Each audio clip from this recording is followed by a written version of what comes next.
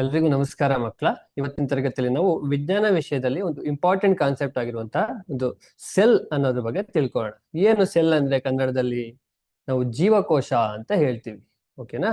ಏನಕ್ಕೆ ನಾವು ಈ ಸೆಲ್ ಬಗ್ಗೆ ತಿಳ್ಕೋಬೇಕು ಅಂತ ನೋಡೋದಾದ್ರೆ, ನಾವು ಬಯೋಲಜಿಯಲ್ಲಿ ಅಥವಾ ಯಾವ್ದಾದ್ರು ಆರ್ಗ್ಯಾನಿಸಮ್ ಇರ್ಬೋದು ಅಥವಾ ಇನ್ನೇನೇ ಇದ್ರು ಬಯಾಲಜಿಯಲ್ಲಿ ಬೇರೆ ಸಿಸ್ಟಮ್ಸ್ ಗಳ ಬಗ್ಗೆ ಓದ್ಬೇಕು ಅಂದ್ರೆ ಈ ಸೆಲ್ ಬಗ್ಗೆ ತಿಳ್ಕೊಂಡಿದ್ರೆ ನಮ್ಗೆ ಮುಂದೆ ಓದ್ಲಿಕ್ಕೆ ಹೆಲ್ಪ್ ಆಗುತ್ತೆ. Hence we have to study about cell. ಓಕೆನಾ? ಓಕೆ, ಹಾಗಾದ್ರೆ ಈ ಸೆಲ್ ಅನ್ನೋ ಪದನ ಯಾಕಿಟ್ರು ಈ ಸೆಲ್ಗಳಿಗೆ ಅಂತ ಹೇಳೋದಾದ್ರೆ, ಈ ರಾಬರ್ಟ್ ಹುಕ್ ಅವರು ಫಸ್ಟ್ ಸೆಲ್ ನ ಡಿಸ್ಕವರ್ ಮಾಡಿದಾಗ ಇದಕ್ಕೆ ಸೆಲ್ ಅಂತಾನೆ ಹೆಸರು ಕೊಡ್ತಾರೆ. ಏನಕ್ಕೆ ಈ ಹೆಸರು ಕೊಡ್ತಾರಪ್ಪ ಅಂದ್ರೆ, ಈ ಸೆಲ್ ಅನ್ನೋ ಪದ ಲ್ಯಾಟಿನ್ ಭಾಷೆಯಿಂದ ಬಂದಿದೆ. ಇದರ ಅರ್ಥ ಲಿಟಲ್ ರೂಮ್ ಅಂತ, ಚಿಕ್ಕ ಚಿಕ್ಕ ಕೊಠಡಿ ಅಂತ ಹೇಳ್ಬೋದು. ಇಲ್ಲಿ ನೀವು ಪಿಕ್ಚರ್ ಅಲ್ಲಿ ಅಬ್ಸರ್ವ್ ಮಾಡಬಹುದು. ಇಲ್ಲಿ ಪಿಕ್ಚರ್ ಎ, ಪಿಕ್ಚರ್ ಬಿ ಎರಡು ಹಾಕಿದೀನಿ. ಇಲ್ಲಿ ಪಿಕ್ಚರ್ ಬಿ ಅಲ್ಲಿ ಸೆಲ್ಸ್ ಇದಾವೆ, ಗ್ರೂಪ್ ಆಫ್ ಸೆಲ್ಸ್ ಇದಾವೆ ತುಂಬಾ. ಈ ಒಂದು ಗ್ರೂಪ್ಗೆ ಅಥವಾ ಒಂದು ಸೆಲ್ಗೆ, ಒಂದು ರೂಮ್ಗೆ ನಾವು ಸೆಲ್ ಅಂತ ಕರಿತೀವಿ. Hence it is a little room ಅಂತ ಹೇಳ್ಬೋದು. ಓಕೆನಾ? ಹಾಗಾದ್ರೆ ಇದ್ರ ಸೆಲ್ ಬಗ್ಗೆ ಅಥವಾ ಜೀವಕೋಶದ ಬಗ್ಗೆ ಕೆಲವೊಂದು ವ್ಯಾಖ್ಯಾನಗಳನ್ನ ನೋಡೋದಾದ್ರೆ, ಪರ್ಫೆಕ್ಟ್ ಆಗಿ ಇದೇ ಡೆಫಿನಿಷನ್ ಅಂತ ಇಲ್ಲ, ಬೇರೆ ಬೇರೆ ರೀತಿ ಡೆಫಿನಿಷನ್ಸ್ ಇದಾವೆ. But every definition gives a similar meanings. ಓಕೆನಾ? ಓಕೆ, ಫಸ್ಟ್ ಒಂದ್ ನೋಡೋದಾದ್ರೆ building block of a life ಅಂತ ಹೇಳ್ತಾರೆ. ಏನು building block of a life ಅಂದ್ರೆ, ಫಾರ್ ಎಕ್ಸಾಂಪಲ್ ನಾವು ಈ ಸೆಲ್ಗಳನ್ನ ಇಟ್ಟಿಗೆಗೆ ಹೋಲಿಸ್ತೀವಿ. We compare the cells into a brick. ಓಕೆನಾ?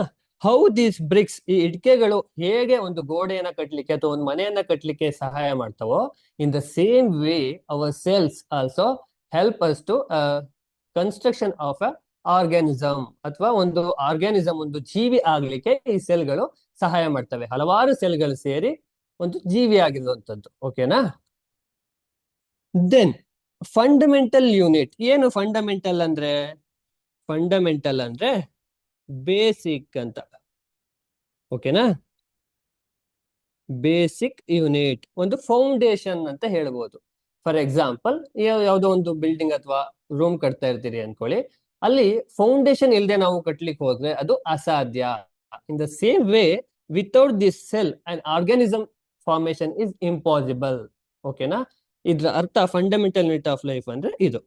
Then we called this cell as a structural and functional unit of a life, ಅಥವಾ structural and functional unit of a organism. ಏನಕ್ಕೆ ಹಿಂಗ ಅಂತೀವಿ ಅನ್ನೋದಾದ್ರೆ, ಒಂದು ಆರ್ಗ್ಯಾನಿಸಮ್ಗೆ ಅಥವಾ ಒಂದು ಜೀವಿಗೆ ಸ್ಟ್ರಕ್ಚರ್ ಕೊಡಬೇಕು ಅಂತ ಅಂದ್ರೆ ಸೆಲ್ ಪ್ಲೇಸ್ ಅ ಇಂಪಾರ್ಟೆಂಟ್ ರೋಲ್. ಈ ಸೆಲ್ ಸಹಾಯದಿಂದನೇ ಒಂದು ಸ್ಟ್ರಕ್ಚರ್ ಅನ್ನೋದು ಬರೋದು. ಅಂಡ್ ಅಗೈನ್ ಫಂಕ್ಷನ್, ನಮ್ಮ ದೇಹದಲ್ಲಿರ್ಬೋದು ಅಥವಾ ಬೇರೆ ಯಾವುದೇ ಜೀವಿಯಲ್ಲಿ ಯಾವುದೇ ಒಂದು ಫಂಕ್ಷನ್, ಒಂದು ಕಾರ್ಯ ಆಗ್ಬೇಕು ಅಂದ್ರೆ ಅದು ಸೆಲ್ ಥ್ರೂನೇ ಆಗ್ಬೇಕು.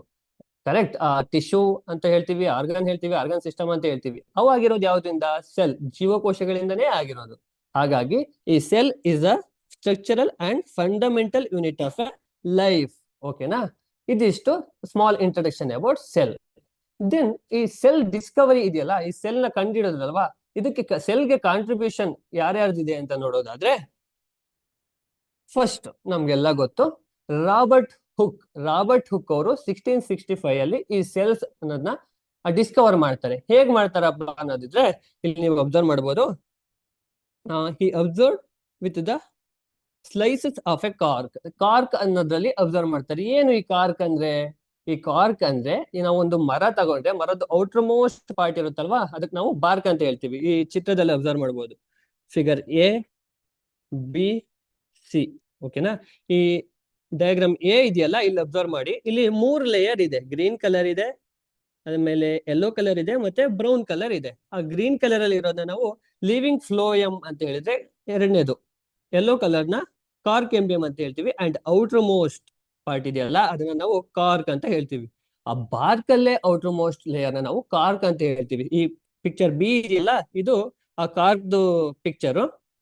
ಇದನ್ನ ಕೆಲವು ಸ್ಲೈಡ್ಸ್ ಗಳನ್ನ ಮಾಡ್ಕೊಂಡು ರಾಬರ್ಟ್ ಹುಕ್ ಅವರು ಅಬ್ಸರ್ವ್ ಮಾಡ್ತಾರೆ. ಅವ್ರು ಅಬ್ಸರ್ವ್ ಮಾಡಿದಾಗ ಹೇಗ್ ಕಾಣಿಸುತ್ತಪ್ಪ ಅಂದ್ರೆ, ಪಾರ್ಟಿಷನ್ ಬಾಕ್ಸಸ್ ಅಥವಾ ಕಂಪಾರ್ಟ್ಮೆಂಟ್ಸ್, ಈ ರೀತಿ ಕೆಲವೊಂದು ಬಾಕ್ಸ್, ತುಂಬಾ ಕಂಪಾರ್ಟ್ಮೆಂಟ್ಸ್ ತರ ಕಾಣಿಸುತ್ತೆ. ಓಕೆನಾ? ಈ ಬಾಕ್ಸ್ ಗಳಿದಾವಲ್ಲ, ಈ ಬಾಕ್ಸ್ 1, ಬಾಕ್ಸ್ 2, ಬಾಕ್ಸ್ 3, ಬಾಕ್ಸ್ 4, ಇವನ್ನ ಅವರು ಸೆಲ್ ಅಂತ ಕರೀತಾರೆ. ಇದ್ರಲ್ಲಿ ಇರುವಂತ ಒಂದು ಬಾಕ್ಸ್ಗೆ, ಇಲ್ಲಿ ನೋಡಿ ಇಲ್ಲಿ ಕಾಣಿಸ್ತಾ ಇದೆ, ಈ ಒಂದು ಬಾಕ್ಸ್ಗೆ ಅವರು ಸೆಲ್ ಅಂತ ಕರೀತಾರೆ. ಓಕೆನಾ? ಏನಕ್ಕೆ ಕರೆದ್ರು ನಾವೀಗಾಗ್ಲೇ ತಿಳ್ಕೊಂಡ್ವಿ. ಈ ಸೆಲ್ ಅನ್ನೋ ಪದ ಲ್ಯಾಟಿನ್ ಭಾಷೆಯಿಂದ ಬಂದಿದೆ.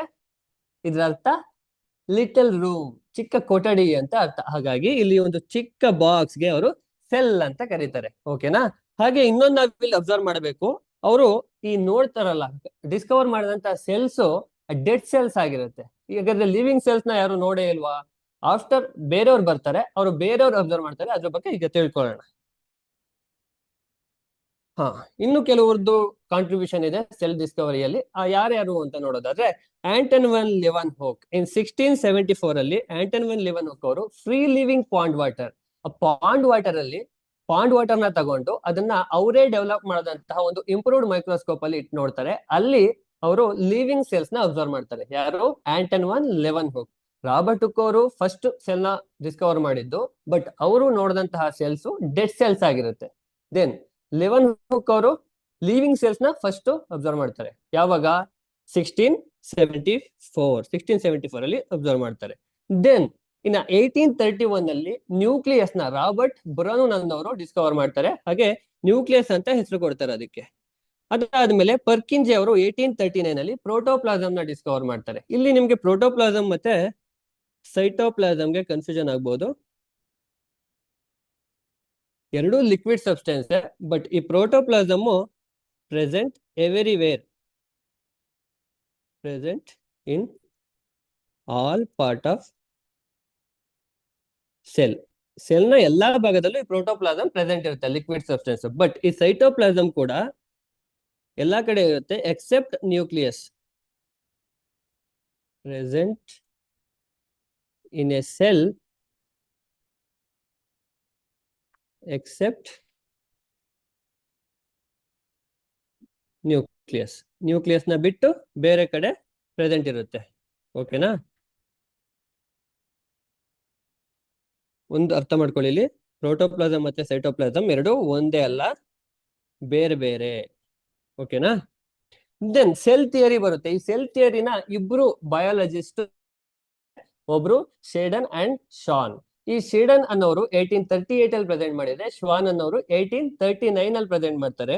According to this theory, according to cell theory ಏನ್ ಹೇಳ್ತಾರಪ್ಪ ಅವರು ಅಂದ್ರೆ, ಎವರಿ ಲಿವಿಂಗ್ ಆರ್ಗಾನಿಸಮ್, ಎಲ್ಲಾ ಒಂದು ಜೀವಂತವಾಗಿರುವಂತಹ ಜೀವಿಗಳು made up of a cell ಇಂದ ಅಥವಾ ಜೀವಕೋಶಗಳಿಂದ ಆಗಿರುತ್ತೆ ಅಂತ ಹೇಳ್ತಾರೆ.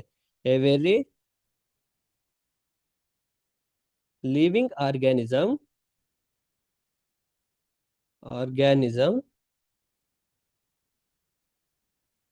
ಮೇಡ್ ಅಪ್ ಆಫ್ ಸೆಲ್ ಅಂತ ಹೇಳ್ತಾರೆ. ಆಮೇಲೆ ಏನ್ ಹೇಳ್ತಾರಪ್ಪ ಅಂದ್ರೆ, ನಾವು ಈಗ ಕೆಲವೊಂದು ಡೆಫಿನಿಷನ್ಸ್ ಅಥವಾ ವ್ಯಾಖ್ಯಾನಗಳನ್ನ ನೋಡಿದ್ವಿ. Cell is a structural and functional unit of a life ಅಂತ ನೋಡಿದ್ವಿ. ಅದನ್ನ ಈ ಸೆಲ್ ಥಿಯರಿಲಿ ಈ ಶೀಡನ್ ಅಂಡ್ ಶ್ವಾನ್ ಅವರು ಹೇಳಿದ್ದು. Cell is a structural and functional unit of A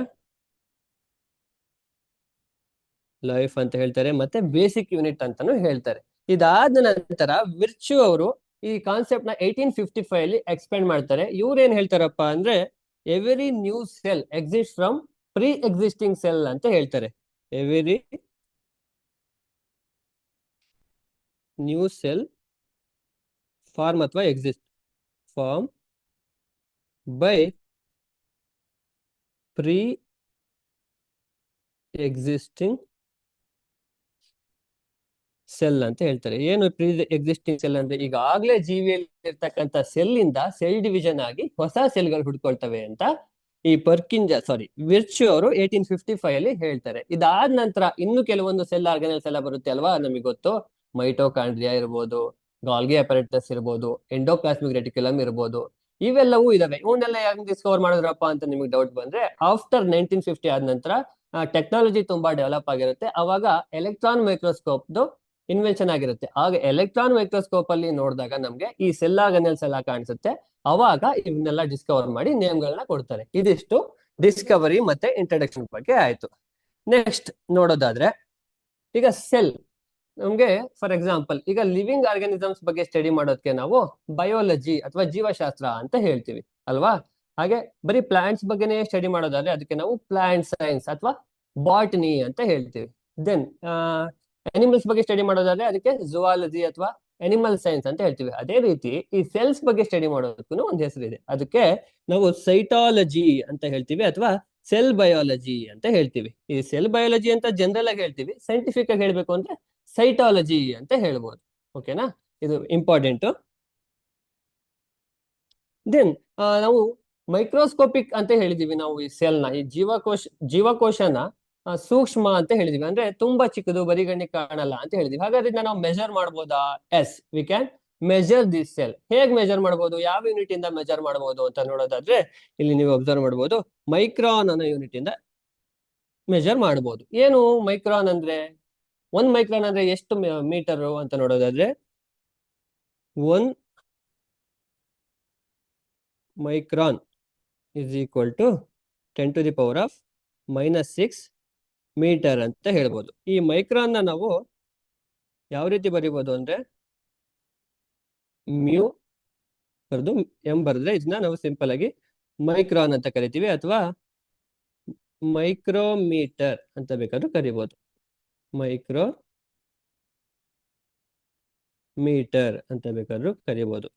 ಈ 10⁻⁶ ನ ಸಿಂಪ್ಲಿಫೈ ಮಾಡಿದ್ರೆ ಎಷ್ಟು ಬರುತ್ತೆ? 0.0001 ಮೀಟರ್.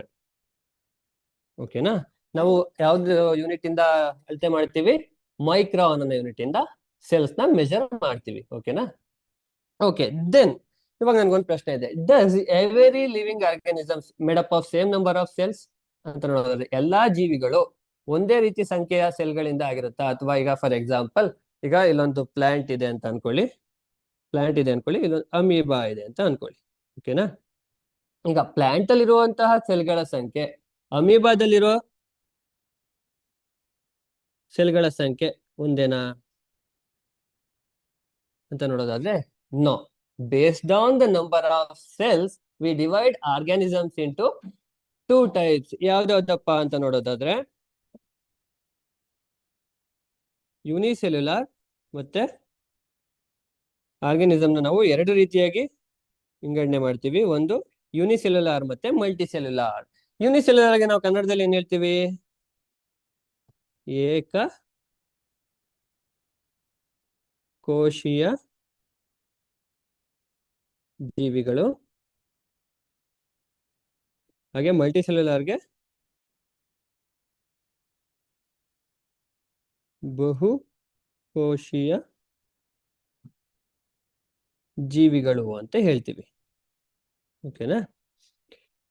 ಓಕೆ, ನೆಕ್ಸ್ಟ್ ಏನಪ್ಪಾ ಇವೆರಡಕ್ಕೂ ಡಿಫ್ರೆನ್ಸ್ ಅಂತ ನೋಡೋದಾದ್ರೆ ಯೂನಿಸೆಲ್ಯುಲಾರ್ ಆರ್ಗಾನಿಸಮ್ ಏಕಕೋಶೀಯ ಜೀವಿಗಳು. ಇಲ್ಲಿ ಹೆಸರಲ್ಲೇ ಇದೆ ಯೂನಿ ಅಂದ್ರೆ ಸಿಂಗಲ್ ಅಥವಾ ಒನ್ ಅಂತ. ಓಕೆನಾ. The organisms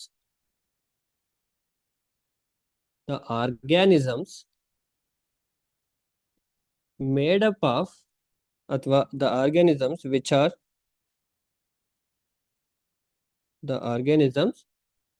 R made up of single cell ಅಥವಾ ಒನ್ ಸೆಲ್ ಇದ್ರೆ ನಾವು ಅದನ್ನ ಯೂನಿಸೆಲ್ಯುಲಾರ್ ಏಕಕೋಶೀಯ ಜೀವಿಗಳು ಅಂತ ಹೇಳ್ತೀವಿ. ಹಾಗೇನೆ ಮಲ್ಟಿ ಸೆಲ್ಯುಲಾರ್ ಅಂದ್ರೆ ಮೆನಿ. ಓಕೆನಾ, ಮಲ್ಟಿಸೆಲ್ಯುಲರ್ ಅಂದ್ರೆ ಬಹುಕೋಶೀಯ ಜೀವಿಗಳು ಅಂತ ಕನ್ನಡದಲ್ಲಿ ಹೇಳ್ತೀವಿ. ಇದಕ್ಕೆ ನಾವು ಡಿಫೈನ್ ಮಾಡೋದಾದ್ರೆ the organisms which are made up of many cell ಅಥವಾ more than one cell.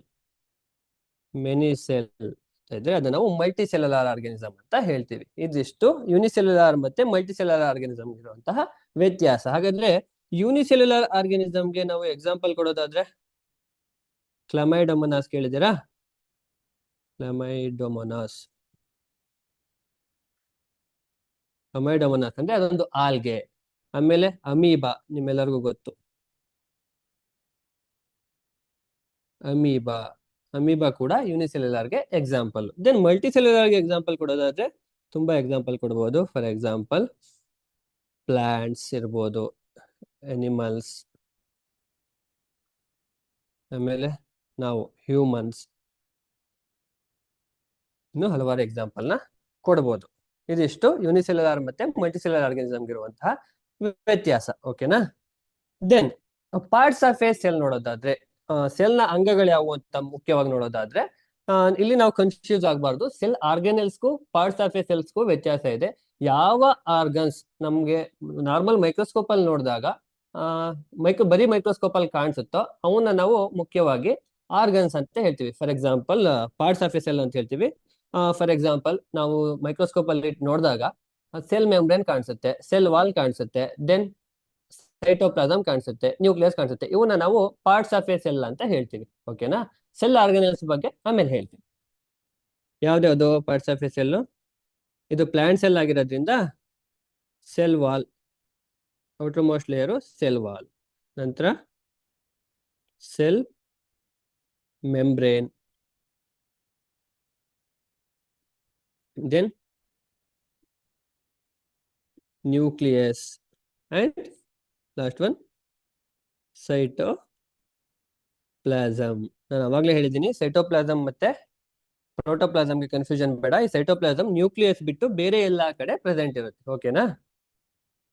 Next one by one study ಮಾಡೋದಾದ್ರೆ ಫಸ್ಟ್ ಪ್ಲಾಸ್ಮಾ ಮೆಂಬ್ರೇನ್ ನೋಡೋಣ. ಈ ಪ್ಲಾಸ್ಮಾ ಮೆಂಬ್ರೇನ್ ನ ಕನ್ನಡದಲ್ಲಿ ಕೋಶ ಪೊರೆ ಅಂತ ಹೇಳ್ತೀವಿ. ದೆನ್ ಈ ಪ್ಲಾಸ್ಮಾ ಮೆಂಬ್ರೇನ್ ಹೇಗಿರುತ್ತಪ್ಪ ಅಂದ್ರೆ ಇಲ್ಲಿ ಅಬ್ಸರ್ವ್ ಮಾಡಬಹುದು, thin, elastic and flexible. Elastic ಮತ್ತೆ ಫ್ಲೆಕ್ಸಿಬಲ್, ಎಲಾಸ್ಟಿಕ್ ಅಥವಾ ಫ್ಲೆಕ್ಸಿಬಲ್ ಆಗಿರುತ್ತೆ. ಮತ್ತೆ ಇದು ಲೀವಿಂಗ್ ಸೆಲ್ ಪಾರ್ಟ್ ಆಗಿರುತ್ತೆ. ಆ ಸೆಲ್ ವಾಲ್ ಇದೆಯಲ್ಲ ಅದು ಡೆಡ್ ಪಾರ್ಟ್, ಬಟ್ ಈ ಸೆಲ್ ಮೆಂಬ್ರೇನ್ ಲಿವಿಂಗ್ ಇರುತ್ತೆ. Then it is outer most layer in animal cell. Animal cell ಅಲ್ಲಿ ಇದು ಹೊರಾಂಗಣ ಭಾಗ, ಬಟ್ ಪ್ಲಾಂಟ್ ಸೆಲ್ ಅಲ್ಲಿ ಸೆಲ್ ವಾಲ್ ಅಂತ ಬರುತ್ತೆ, ಹಾಗಾಗಿ ಅದನ್ನ ಇಲ್ಲಿ ತಗೋತಾ ಇಲ್ಲ. ಬರೀ ಅನಿಮಲ್ ಸೆಲ್ ಅಲ್ಲಿ ಇದು outer most layer. Then it holds the content of a cell and provide definite shape. ಏನ್ ಈ ಕಂಟೆಂಟ್ ಆಫ್ ಎ ಸೆಲ್ ಅಂದ್ರೆ ಸೆಲ್ ಆರ್ಗನಲ್ಸ್ ಇರ್ತಾವ, ಆಫ್ ಎ ಸೆಲ್ ಇರ್ಬೋದು, ಅವನ್ನೆಲ್ಲ ಇದು ಹೋಲ್ಡ್ ಮಾಡಿ ಆ ಸೆಲ್ಗೆ ಒಂದು ಡೆಫಿನೆಟ್ ಶೇಪ್ ಅನ್ನೋದನ್ನ ಕೊಡುತ್ತೆ. ಈಗ ನಮ್ಗೆಲ್ಲ ಗೊತ್ತು, ಸೆಲ್ಗಳಿಗೆ ಒಂದು ಡೆಫಿನೆಟ್ ಶೇಪ್ ಅಂತ ಇದೆ ಬೇರೆ ಬೇರೆ ಸೆಲ್ಗಳಿಗೆ. ಆ ಶೇಪ್ ನ ಕೊಡೋಕೆ ಮುಖ್ಯವಾದ ಕಾರಣ ಈ ಸೆಲ್ ಮೆಂಬ್ರೇನ್ ಅಂತ ಹೇಳ್ಬೋದು. Then this cell membrane is called selectively permeable membrane. ಏನ್ ಸೆಲೆಕ್ಟಿವ್ಲಿ ಪರ್ಮಿಯಬಲ್ ಅಂದ್ರೆ ಸೆಲೆಕ್ಟಿವ್ಲಿ ಪರ್ಮಿಯಬಲ್ ಅಂತಲೂ ಹೇಳ್ತೀವಿ, ಸೆಮಿ ಪರ್ಮಿಯಬಲ್ ಅಂತಲೂ ಹೇಳ್ತೀವಿ. ಏನಕ್ಕೆ ಹೀಗೆ ಹೇಳ್ತೀವಪ್ಪ ಅಂದ್ರೆ ಈ ಸೆಲ್ ಮೆಂಬ್ರೇನ್ ಏನಿದೆ ಇದು ಆ ಸೆಲ್ಗೆ ಬೇಕಾಗಿರುವಂತಹ ಮೆಟೀರಿಯಲ್ಸ್ ನ ಮಾತ್ರ ಅಲೋ ಮಾಡುತ್ತೆ. ಯಾವುದು ಬೇಕಿರಲ್ವೋ, ವೇಸ್ಟ್ ಮೆಟೀರಿಯಲ್ಸ್ ಬರ್ತಿರುತ್ತೋ ಅದನ್ನ ರಿಸ್ಟ್ರಿಕ್ಟ್ ಮಾಡಿ ಹಂಗೆ ಕಳಿಸ್ಬಿಡುತ್ತೆ. So we called it as a selectively permeable. Permeable ಅಂದ್ರೆ ಎಲ್ಲವನ್ನೂ ಅಲೋ ಮಾಡುವಂತದ್ದು. ಓಕೆನಾ? ಅದಕ್ಕಾಗಿ ಸೆಲೆಕ್ಟಿವ್ ಮೆಟೀರಿಯಲ್ಸ್, ಸೆಲೆಕ್ಟೆಡ್ ಮೆಟೀರಿಯಲ್ಸ್ ನ ಇದು ಅಲೋ ಮಾಡೋದ್ರಿಂದ ನಾವಿನ್ನ ಸೆಲೆಕ್ಟಿವ್ಲಿ ಪರ್ಮಿಯಬಲ್ ಅಂತ ಹೇಳ್ತೀವಿ. ಓಕೆನಾ?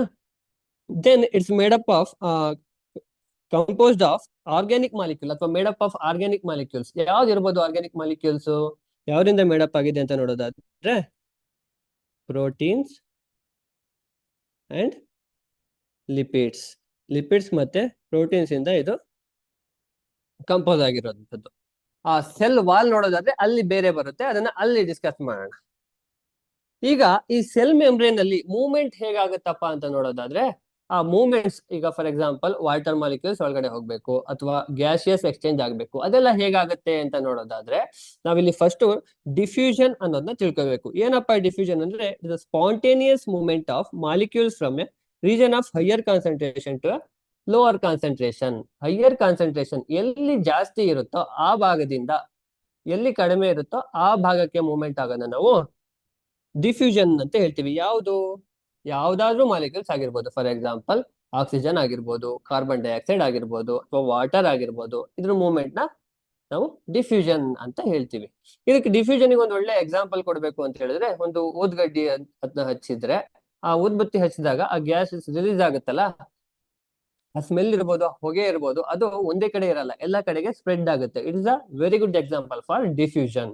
ಹಾಗಾದ್ರೆ ಈ ಡಿಫ್ಯೂಷನ್, ಈ ರೇಟ್ ಆಫ್ ಡಿಫ್ಯೂಷನ್ ಏನಿದೆ, ಇದು ಎಲ್ಲಿ ಜಾಸ್ತಿ ಆಗುತ್ತಪ್ಪ ಅಂತ ನೋಡೋದಾದ್ರೆ, ನಮ್ಗೆ 3 ಸ್ಟೇಟ್ಸ್ ಆಫ್ ಮ್ಯಾಟರ್ ಗೊತ್ತು. ಯಾವ್ದಾದ್ರು ಗ್ಯಾಸ್, ಲಿಕ್ವಿಡ್ ಅಂಡ್ ಸಾಲಿಡ್. ಈ ಗ್ಯಾಸ್, ಲಿಕ್ವಿಡ್ ಮತ್ತೆ ಸಾಲಿಡ್ ನ ತಗೊಂಡಾಗ ಯಾವ್ದ್ರಲ್ಲಿ ರೇಟ್ ಆಫ್ ಡಿಫ್ಯೂಷನ್ ಜಾಸ್ತಿ ಇರುತ್ತಪ್ಪ ಅಂತ ನೋಡೋದಾದ್ರೆ, ಗ್ಯಾಸಸ್ ಅಲ್ಲಿ ರೇಟ್ ಆಫ್ ಡಿಫ್ಯೂಷನ್ ಜಾಸ್ತಿ ಇರುತ್ತೆ. Because the particles arranged in a gas is ದೂರ ದೂರದಲ್ಲಿ ಅರೇಂಜ್ ಆಗಿರುತ್ತೆ. Hence we called this rate of diffusion is higher in gases rather then liquid and solid. ಈ ಗ್ಯಾಸ್ ನ ಬಿಟ್ಬಿಡಿ, ಲಿಕ್ವಿಡ್ ಮತ್ತೆ ಸಾಲಿಡ್ ಗೆ ಕಂಪೇರ್ ಮಾಡಿದಾಗ ಲಿಕ್ವಿಡ್ ಅಲ್ಲಿ ರೇಟ್ ಆಫ್ ಡಿಫ್ಯೂಷನ್ ಜಾಸ್ತಿ ಇರುತ್ತೆ. ಓಕೆನಾ?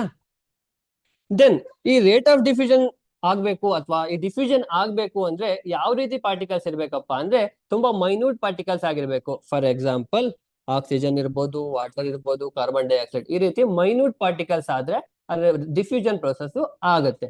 ಆಮೇಲೆ ನಿಮ್ಗೊಂದು ಡೌಟ್ ಬರ್ಬೋದು, ಯಾಕಪ್ಪ ಈ ಡಿಫ್ಯೂಷನ್ ಆಗ್ಬೇಕು ನಮ್ಮ ಬಾಡಿಯಲ್ಲಿ, ಏನು ಅನುಕೂಲ ಇದಾಗೋದ್ರಿಂದ, ನಾವ್ ಯಾಕೆ ಓದ್ಬೇಕು ಇದನ್ನ ಅಂತ ಅನ್ಕೊಳ್ಳೋದಾದ್ರೆ, ಏನಕ್ಕಾಗತ್ತೆ ಅನ್ನೋದಿದ್ರೆ, ನಮ್ಮಲ್ಲಿ ಸೆಲ್ಯುಲಾರ್ ಆಕ್ಟಿವಿಟೀಸ್ ಆಗುತ್ತಲ್ಲ, ಸೆಲ್ ಒಳಗಡೆ ಕೆಲವೊಂದು ಆಕ್ಟಿವಿಟೀಸ್ ಆಗುವಾಗ ಅಲ್ಲಿ ಕಾರ್ಬನ್ ಡೈಆಕ್ಸೈಡ್ ಪ್ರೊಡ್ಯೂಸ್ ಆಗುತ್ತೆ. ಕಾರ್ಬನ್ ಡೈಆಕ್ಸೈಡ್ ಪ್ರೊಡ್ಯೂಸ್ ಆದಾಗ ಅಲ್ಲಿ ಹೈಯರ್ ಕಾನ್ಸಂಟ್ರೇಷನ್ ಆಗಿ ಜಾಸ್ತಿ ಉಳ್ಕೊಂಡ್ಬಿಡುತ್ತೆ. ಅದು ಹೊರಗಡೆ ಹೋಗ್ಬೇಕು ಅಂದ್ರೆ with the help of diffusion only it should go out. ಇದು ಹೊರಗಡೆ ಹೋಗ್ಬೇಕು.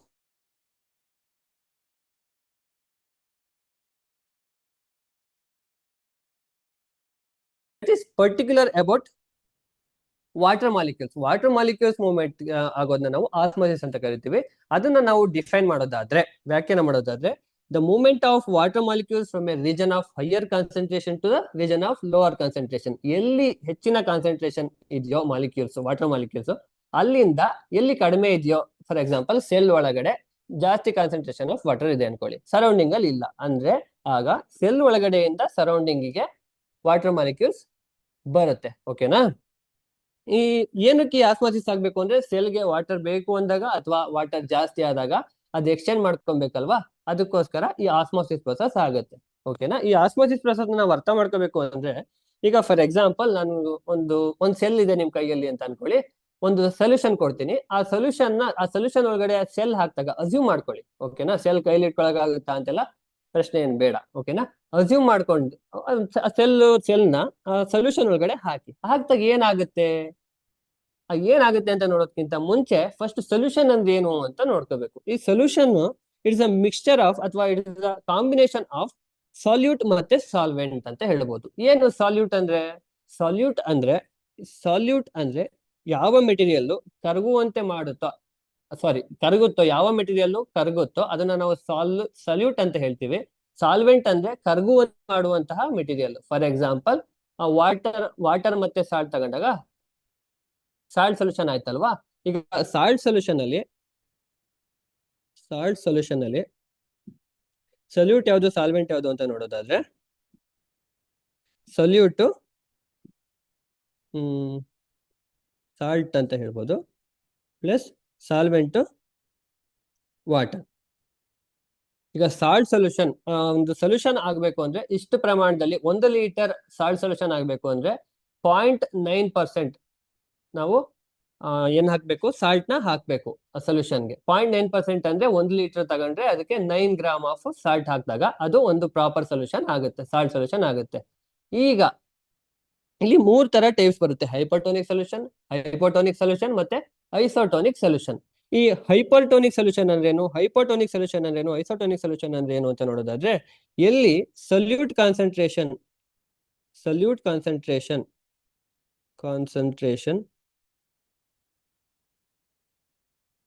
ಜಾಸ್ತಿ ಇರುತ್ತೋ ಸಾಲ್ವೆಂಟ್ ಕಾನ್ಸಂಟ್ರೇಷನ್ ಗಿಂತ, ಅದನ್ನ ನಾವು ಹೈಪರ್ಟೋನಿಕ್ ಸೊಲ್ಯೂಷನ್ ಅಂತ ಹೇಳ್ತೀವಿ. ಓಕೆನಾ? ಹೈಪರ್ಟೋನಿಕ್ ಅಂದ್ರೆ ಸಾಲ್ವೆಂಟ್ ಕಾನ್ಸಂಟ್ರೇಷನ್ ಸಲ್ಯೂಟ್ ಕಾನ್ಸಂಟ್ರೇಷನ್ ಗಿಂತ ಜಾಸ್ತಿ ಇದ್ರೆ ನಾವು ಅದನ್ನ ಹೈಪೋಟೋನಿಕ್ ಸೊಲ್ಯೂಷನ್ ಅಂತ ಹೇಳ್ತೀವಿ. ಓಕೆನಾ? ದೆನ್ ಐಸೋಟೋನಿಕ್ ಅಂದ್ರೇನು? ಇಲ್ಲಿ ಸಲ್ಯೂಟ್ ಮತ್ತೆ ಸಾಲ್ವೆಂಟ್ ಎರಡು ಈಕ್ವಲ್ ಆಗಿ ಇರುತ್ತೆ. ಓಕೆನಾ? ಈಗ ನಾವು ನೋಡೋಣ ಹೈಪರ್ಟೋನಿಕ್ ಸೊಲ್ಯೂಷನ್ಗೆ ನಾವು ಸೆಲ್ ನ ಹಾಕಿದ್ರೆ ಏನಾಗ್ಬೋದು? ಆ ಸೆಲ್ಲು ಸ್ಟ್ರಿಂಕ್ ಆಗುತ್ತೆ. ಏನಕ್ಕಪ್ಪ ಸ್ಟ್ರಿಂಕ್ ಆಗುತ್ತೆ ಅಂದ್ರೆ, ಇಲ್ಲಿ ಸೊಲ್ಯೂಟ್ ಕಾನ್ಸಂಟ್ರೇಷನ್ ಜಾಸ್ತಿ ಇರೋದ್ರಿಂದ ವಾಟರ್ ಕಂಟೆಂಟ್ ಬೇಕಿರುತ್ತೆ. ಆ ವಾಟರ್ ಕಂಟೆಂಟ್ ನ ಸೆಲ್ ಇಂದಾನೆ ಇದು ಸರೌಂಡಿಂಗ್ ಗೆ ತಗೊಳುತ್ತೆ. ಹೆನ್ಸ್ ಇಟ್ ಈಸ್ ಸ್ಟ್ರಿಂಕ್ ಆಗುತ್ತೆ. ಇದನ್ನ ನಾವು ಎಕ್ಸಾಸ್ಮೋಸಿಸ್ ಅಂತ ಕೂಡ ಹೇಳ್ತೀವಿ. ಎಕ್ಸಾಸ್ಮೋಸಿಸ್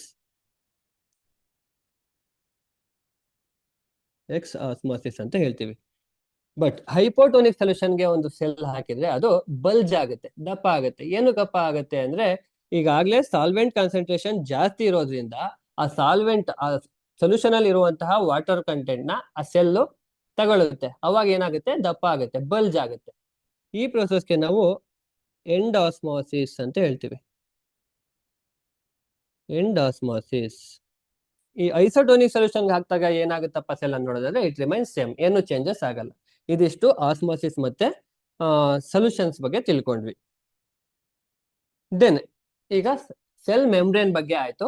ಸೆಲ್ ವಾಲ್ ಬಗ್ಗೆ ನೋಡೋದಾದ್ರೆ, ಈ ಸೆಲ್ ವಾಲ್ ಅನ್ನೋದು ಕೇವಲ ಅನಿಮಲ್ ಸೆಲ್ ಅಲ್ಲಿ ಪ್ಲಾಂಟ್ ಸೆಲ್ ಅಲ್ಲಿ ಇರುತ್ತೆ, ಅನಿಮಲ್ ಸೆಲ್ ಅಲ್ಲಿ ಇರಲ್ಲ. ಇಲ್ಲಿ ನೀವು ಪ್ಲಾಂಟ್ ಸೆಲ್ ಮತ್ತೆ ಅನಿಮಲ್ ಸೆಲ್ ನ ಅಬ್ಸರ್ವ್ ಮಾಡ್ಬೋದು. ಇದು ಅನಿಮಲ್ ಸೆಲ್, ಇದು ಪ್ಲಾಂಟ್ ಸೆಲ್. ಈ ಫಸ್ಟ್ ಅನಿಮಲ್ ಸೆಲ್ ಅಲ್ಲಿ ಕಾಣ್ತಾ ಇದೆಯಲ್ಲ ಔಟರ್ ಮೋಸ್ಟ್ ಲೇಯರ್, ಇದು cell membrane. But plant cell ಅಲ್ಲಿ ನೋಡ್ಬೋದು ನೀವು cell membrane. But plant cell ಅಲ್ಲಿ ಎರಡು ಲೇಯರ್ ಇದೆ. ಔಟರ್ ಮೋಸ್ಟ್ ಲೇಯರ್ ಒಂದಿದೆ, ಮತ್ತೆ ಒಳಗಡೆ ಒಂದು ಲೇಯರ್ ಇದೆ ನೋಡಿ, ಎರಡು ಲೇಯರ್ ಇದೆ. ಓಕೆನಾ? ಈಗ ಔಟರ್ ಮೋಸ್ಟ್ ಲೇಯರ್ ಏನಿದೆ ಇದನ್ನ ನಾವು ಸೆಲ್ ವಾಲ್ ಅಂತ ಕರಿತೀವಿ. ಸೆಲ್ ವಾಲ್ ಗಿಂತ ಒಳಗಡೆ ಇನ್ನೊಂದು ಲೇಯರ್ ಇದೆ, ಯೆಲ್ಲೋ ಕಲರ್ ಮಾರ್ಕ್ ಮಾಡಿ ನೋಡಿ. ಇದನ್ನ ನಾವು ಸೆಲ್ ಮೆಂಬ್ರೇನ್ ಅಂತ ಹೇಳ್ತೀವಿ. Plant cell cell membrane present ಇರುತ್ತಾ ಅಂತ ಹೇಳೋದಾದ್ರೆ ಸೆಲ್ ಮೆಂಬ್ರೇನ್ ಕೂಡ ಪ್ರೆಸೆಂಟ್ ಇರುತ್ತೆ, ಬಟ್ ಎಕ್ಸ್ಟ್ರಾ ಅಡಿಷನಲ್ ಆಗಿ ಇದರಲ್ಲಿ ಸೆಲ್ ವಾಲ್ ಕೂಡ ಪ್ರೆಸೆಂಟ್ ಇರುತ್ತೆ. ಓಕೆನಾ? ಈ ಸೆಲ್ ವಾಲ್ ಕ್ಯಾರೆಕ್ಟರಿಸ್ಟಿಕ್ಸ್ ನೋಡೋದಾದ್ರೆ it is present in only plant cell and ಇದು ಅನಿಮಲ್ ಸೆಲ್ ಅಲ್ಲಿ ಪ್ರೆಸೆಂಟ್ ಇರಲ್ಲ. ಮತ್ತೆ ಇದು ನಾನ್ ಲಿವಿಂಗ್ ಆಗಿರುತ್ತೆ. ಅನಿಮಲ್ ಸೆಲ್ ಅಲ್ಲಿ ನಾವು ಓದುವಾಗ ಪ್ಲಾಸ್ಮಾ ಮೆಂಬ್ರೇನ್ ನಾವು ಓದುವಾಗ ನಾವು ತಿಳ್ಕೊಂಡ್ವಿ plasma membrane living cell, but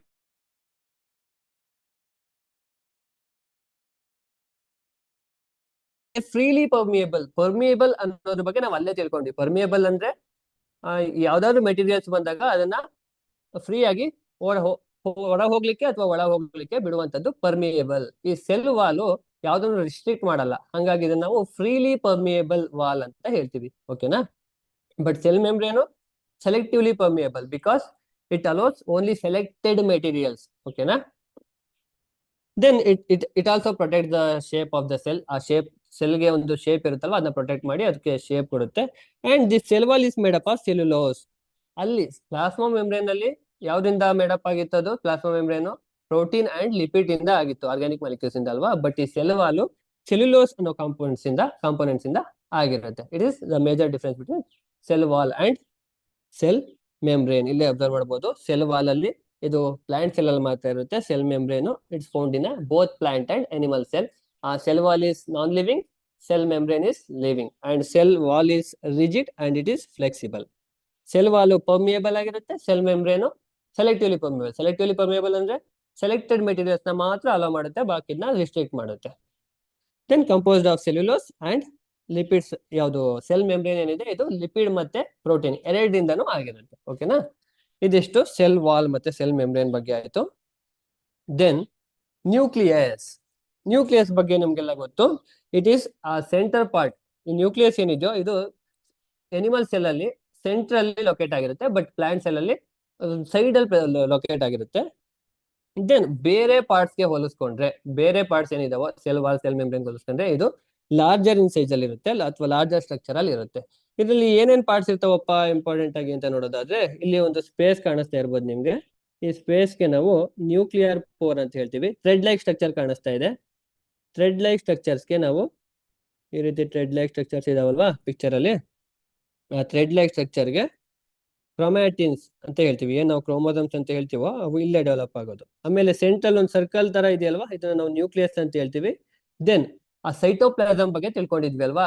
cytoplasm present in the cell, aqueous ಅಥವಾ liquid substance which is present in a cell except nucleus ಅಂತ ಹೇಳಿದ್ವಿ ಅಲ್ವಾ. ಬಟ್ ಈ ನ್ಯೂಕ್ಲಿಯಸ್ ಒಳಗಡೆನೆ ಬೇರೆ ಒಂದು ಲಿಕ್ವಿಡ್ ಮೆಟೀರಿಯಲ್ ಇರುತ್ತೆ, ಅದನ್ನ ನಾವು ನ್ಯೂಕ್ಲಿಯೋಪ್ಲಾಸಮ್ ಅಂತ ಹೇಳ್ತೀವಿ. ದೆನ್ ನ್ಯೂಕ್ಲಿಯರ್ ಎನ್ವೆಲೋಪ್, ಹೇಗೆ ಸೆಲ್ಗೆ ಒಂದು ಸೆಲ್ ಮೆಂಬ್ರೇನ್ ಇರುತ್ತೋ ಅದೇ ರೀತಿ ಈ ನ್ಯೂಕ್ಲಿಯಸ್ ಅಲ್ಲೂ ಕೂಡ ಒಂದು ಮೆಂಬ್ರೇನ್ ಇರುತ್ತೆ, ಡಬಲ್ ಲೇಯರ್ ಮೆಂಬ್ರೇನ್ ಇರುತ್ತೆ. ಅದನ್ನ ನಾವು ನ್ಯೂಕ್ಲಿಯರ್ ಎನ್ವೆಲೋಪ್ ಅಂತ ಹೇಳ್ತೀವಿ. ಓಕೆನಾ, ಈಗ ಅದ್ರ ಬಗ್ಗೆನೇ ನೋಡೋಣ. ಕಾಂಪೋನೆಂಟ್ಸ್ ಆಫ್ ಎ ಸೆಲ್ ಅಂತ ನೋಡಿದ್ರೆ ಇಲ್ಲಿ ಮೇನ್ ಆಗಿ ಎರಡು ಕಾಂಪೋನೆಂಟ್ ಅಂತ ಮಾಡ್ಕೋತೀವಿ, ಒಂದು ನ್ಯೂಕ್ಲಿಯರ್ ಎನ್ವೆಲೋಪ್, ಇನ್ನೊಂದು ನ್ಯೂಕ್ಲಿಯೋಪ್ಲಾಸಮ್. ನ್ಯೂಕ್ಲಿಯರ್ ಎನ್ವೆಲೋಪ್ ಬಗ್ಗೆ ಈಗ ತಾನೇ ತಿಳ್ಕೊಂಡ್ವಿ. ಇದನ್ನ ನಾವು ನ್ಯೂಕ್ಲಿಯರ್ ಎನ್ವೆಲೋಪ್ ಅಂತ ಹೇಳ್ತೀವಿ. ಏನು ಈ ನ್ಯೂಕ್ಲಿಯರ್ ಎನ್ವೆಲೋಪ್ ಅಂದ್ರೆ, it is made up of double layer nuclear membrane. ಈ ಡಬಲ್ ಲೇಯರ್ ನ್ಯೂಕ್ಲಿಯರ್ ಮೆಂಬ್ರೇನ್ ಇದೆಯಲ್ಲ, ಇದನ್ನ ನಾವು ನ್ಯೂಕ್ಲಿಯರ್ ಎನ್ವೆಲೋಪ್ ಅಂತ ಹೇಳ್ತೀವಿ. It covers the nucleus, nucleus ನ ಸುತ್ತ ಕವರ್ ಮಾಡಿದೆ ನೋಡಿ ಇಲ್ಲಿ. Then separate nucleus and cytoplasm, ಇಲ್ಲೆಲ್ಲ ಸೈಟೋಪ್ಲಾಸಮ್ ಪ್ರೆಸೆಂಟ್ ಇರುತ್ತೆ ಇದು ಸುತ್ತ. ಇಲ್ಲೆಲ್ಲ ಬೇರೆ ಸೆಲ್ ಪಾರ್ಟ್ಸ್ ಇರುತ್ತೆ ಅಲ್ವಾ ಸೈಡ್ ಅಲ್ಲಿ, ಇಲ್ಲಿ ನ್ಯೂಕ್ಲಿಯಸ್ ಪ್ರೆಸೆಂಟ್ ಇರುತ್ತೆ. ನ್ಯೂಕ್ಲಿಯಸ್ ನ ಮತ್ತೆ ಈ ಸೈಟೋಪ್ಲಾಸಮ್ ನ ಇದು ನ್ಯೂಕ್ಲಿಯರ್ ಎನ್ವೆಲೋಪ್ ಏನಿದೆ ಬೌಂಡ್ರಿ, ಇದು ಸಪರೇಟ್ ಮಾಡುತ್ತೆ. Then nuclear pores are present. ಈ ಪೋರ್ಸ್ ಗೆ ನಾವು ನ್ಯೂಕ್ಲಿಯರ್ ಪೋರ್ ಅಂತ ಕರಿತೀವಿ ಅಂತ ಹೇಳಿದ್ವಿ ಅಲ್ವಾ. ಇಲ್ಲಿ ಜಾಗ ಇದೆಯಲ್ಲ ಇಲ್ಲಿ, ಇದಕ್ಕೆ ನಾವು ನ್ಯೂಕ್ಲಿಯರ್ ಪೋರ್ ಅಂತ ಹೇಳ್ತೀವಿ. ನ್ಯೂಕ್ಲಿಯರ್ ಪೋರ್ ಅಂತ ಹೇಳ್ತೀವಿ. ದೆನ್ ನ್ಯೂಕ್ಲಿಯೋಪ್ಲಾಸಮ್ ಬಗ್ಗೆ ನೋಡೋದಾದ್ರೆ, ಇಲ್ಲಿ ಸೆಂಟ್ರಲ್ ಲೊಕೇಟ್ ಆಗಿದೆ ನೋಡಿ, ಇದನ್ನ ನಾವು ನ್ಯೂಕ್ಲಿಯೋಪ್ಲಾಸಮ್ ಅಂತ ಹೇಳ್ತೀವಿ. ನ್ಯೂಕ್ಲಿಯೋಪ್ಲಾಸಮ್, ಸಾರಿ ನ್ಯೂಕ್ಲಿಯೋಪ್ಲಾಸಮ್ ಅಂದ್ರೆ ಅದಲ್ಲ, ಅದು ಸೆಂಟ್ರೋಮಿಯರ್. ನ್ಯೂಕ್ಲಿಯೋಪ್ಲಾಸಮ್ ಅಂದ್ರೆ ಇಲ್ಲಿ ಲಿಕ್ವಿಡ್ ಲೈಕ್ ಸಬ್ಸ್ಟೆನ್ಸ್ ಇದೆಯಲ್ವಾ, ಲಿಕ್ವಿಡ್ ಲೈಕ್ ಸಬ್ಸ್ಟೆನ್ಸ್ ಏನಿದೆಯೋ ಈ ನ್ಯೂಕ್ಲಿಯಸ್ ಒಳಗಡೆ ಇದು ತುಂಬಾ ಇರುತ್ತೆ, ಲಿಕ್ವಿಡ್ ಲೈಕ್ ಸಬ್ಸ್ಟೆನ್ಸ್. ಅದನ್ನ ನಾವು ನ್ಯೂಕ್ಲಿಯೋಪ್ಲಾಸಮ್ ಅಂತ ಕರೆಯೋದು. ಹೇಗೆ ಸೆಲ್ ಅಲ್ಲಿ ಸೈಟೋಪ್ಲಾಸಮ್ ಇರುತ್ತೋ ಹಂಗೆ ಇಲ್ಲಿ ನ್ಯೂಕ್ಲಿಯೋಪ್ಲಾಸಮ್ ಇರುತ್ತೆ. ಓಕೆನಾ, and it is covered with nuclear envelope. ಇಲ್ಲಿ ಸುತ್ತ ನ್ಯೂಕ್ಲಿಯರ್ ಎನ್ವೆಲೋಪ್ ಇದೆ ಅಂತ ಹೇಳಿದ್ದೆ ಅಲ್ವಾ, ಅದರಿಂದ ಕವರ್ ಆಗಿರುತ್ತೆ. ಅದಾದ ನಂತರ ಕ್ರೊಮ್ಯಾಟಿನ್ ಮೆಟೀರಿಯಲ್ಸ್ ಆರ್ ಪ್ರೆಸೆಂಟ್. ಇಲ್ಲಿ ಇದೆ ನೋಡಿ, ಆಗ್ಲೇ ತಿಳ್ಕೊಂಡಿದ್ವಿ ಕ್ರೊಮ್ಯಾಟಿನ್ ಮೆಟೀರಿಯಲ್ ಅಂದ್ರೆ ಹೇಗಿರುತ್ತೆ, ಈ ರೀತಿ ಥ್ರೆಡ್ ಲೈಕ್ ಸ್ಟ್ರಕ್ಚರ್ ಅಲ್ಲಿ ಇರುತ್ತೆ. ಇವನ್ನ ನಾವು ಕ್ರೊಮ್ಯಾಟಿನ್ ಮೆಟೀರಿಯಲ್ಸ್ ಅಂತ ಹೇಳ್ತೀವಿ. ಓಕೆನಾ, ಇದಿಷ್ಟು ಕ್ರೋಮೋಸಮ್ಸ್ ಬಗ್ಗೆ ಆಯ್ತು. ನಂತರ ಈ ಕ್ರೋಮೋಸಮ್ಸ್, ಈ ಟ್ರೂ ಕ್ರೋಮೋಸಮ್ಸ್ ಇದೆಯೋ ಒಂದು ಆರ್ಗಾನಿಸಮ್ಸ್ ಅಲ್ಲಿ, ಅಥವಾ ಟ್ರೂ ಕ್ರೋಮೋಸಮ್ಸ್ ಇಲ್ವೋ ಅನ್ನೋ ಒಂದು ಬೇಸ್ ಮೇಲೆ ನಾವು ಈ ಸೆಲ್ಸ್ ನ ಎರಡು ಟೈಪ್ ಆಗಿ ಮಾಡ್ತೀವಿ. ಒಂದು eukaryotic cell, eukaryotic cell and prokaryotic cell ಅಂತ. ಏನು ಎರಡಕ್ಕೂ ವ್ಯತ್ಯಾಸ ಅಂತ ನೋಡೋದಾದ್ರೆ, ಈಗ ಪ್ರೊಕ್ಯಾರಿಯೋಟಿಕ್ ಸೆಲ್ ಅಲ್ಲಿ ನಾವು ನೋಡೋದಾದ್ರೆ ಇಲ್ಲಿ ಸೆಲ್ ಸೈಜ್ 1 ಮೈಕ್ರಾನ್ ಇಂದ 10 ಮೈಕ್ರಾನ್ ವರೆಗೂ ಇರುತ್ತೆ ಜನರಲ್ ಆಗಿ. But whereas in eukaryote 5 micron to 100 micron, 100 micron ಗಿಂತ ಜಾಸ್ತಿ ಇರಲ್ವಾ, ಇರುತ್ತೆ. ಬಟ್ ಅವರೇಜ್ ಸೈಜ್ ನಾವು ನೋಡೋದಾದ್ರೆ 5 to 100 ಮೈಕ್ರಾನ್ ಹೇಳ್ಬೋದು. ದೆನ್ ಈ ಪ್ರೊಕ್ಯಾರಿಯೋಟಿಕ್ ಸೆಲ್ ಅಲ್ಲಿ ನ್ಯೂಕ್ಲಿಯಸ್ ಆಬ್ಸೆಂಟ್ ಇರುತ್ತೆ. ಟ್ರೂ ನ್ಯೂಕ್ಲಿಯಸ್ ಆಬ್ಸೆಂಟ್ ಇರುತ್ತೆ ಅಂದ್ರೆ ಇಲ್ಲ, ಟ್ರೂ ನ್ಯೂಕ್ಲಿಯಸ್ ಆಬ್ಸೆಂಟ್ ಇರುತ್ತೆ. ಟ್ರೂ ನ್ಯೂಕ್ಲಿಯಸ್ ಅಂದ್ರೆ ಏನು? ಟ್ರೂ ನ್ಯೂಕ್ಲಿಯಸ್ ಅಂದ್ರೆ ಅದಕ್ಕೆ ಮೆಂಬ್ರೇನ್ ಬೌಂಡೆಡ್ ಆಗಿರ್ಬೇಕು. ಫಾರ್ ಎಕ್ಸಾಂಪಲ್ ನ್ಯೂಕ್ಲಿಯರ್ ಎನ್ವೆಲೋಪ್ ಬಗ್ಗೆ ತಿಳ್ಕೊಂಡ್ವಿ ಅಲ್ವಾ, ಆ ನ್ಯೂಕ್ಲಿಯರ್ ಮೆಂಬ್ರೇನ್ ಇರಬೇಕು, ಅಥವಾ ಅದ್ರೊಳಗಡೆ ಇರೋ ನ್ಯೂಕ್ಲಿಯೋಪ್ಲಾಸಮ್ ಇರಬೇಕು. ನ್ಯೂಕ್ಲಿಯಸ್ ಅಲ್ಲಿ ಏನೇನು ಮೆಟೀರಿಯಲ್ಸ್ ಇದೆಯೋ ಅವೆಲ್ಲವೂ ಪ್ರೆಸೆಂಟ್ ಇದ್ರೆ ಅದನ್ನ ನಾವು ಟ್ರೂ ನ್ಯೂಕ್ಲಿಯಸ್ ಅಂತ ಹೇಳ್ತೀವಿ.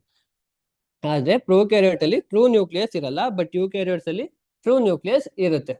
And membrane bounded cell organelles absent ಇರುತ್ತೆ. ಅಲ್ಲಿ ಪ್ರೊಕ್ಯಾರಿಯೋಟ್ಸ್ ಅಲ್ಲಿ ಮೆಂಬ್ರೇನ್ ಬೌಂಡೆಡ್ ಸೆಲ್ ಆರ್ಗನೆಲ್ಸ್ ಅಂದ್ರೆ ಮೈಟೋಕಾಂಡ್ರಿಯಾ ಇರ್ಬೋದು, ಗಾಲ್ಗಿ ಅಪ್ಯಾರಟಸ್ ಇರ್ಬೋದು, ಆಮೇಲೆ ಎಂಡೋಪ್ಲಾಸ್ಮಿಕ್ ರೆಟಿಕ್ಯುಲಮ್ ಇರ್ಬೋದು. ಇವೆಲ್ಲ ನಾವು ಮೆಂಬ್ರೇನ್ ಬೌಂಡೆಡ್ ಸೆಲ್ ಅಂತ ಹೇಳ್ತೀವಿ. ಬಟ್ ಇದು ಯೂಕ್ಯಾರಿಯೋಟಿಕ್ ಸೆಲ್ ಅಲ್ಲಿ ಪ್ರೆಸೆಂಟ್ ಇರುತ್ತೆ.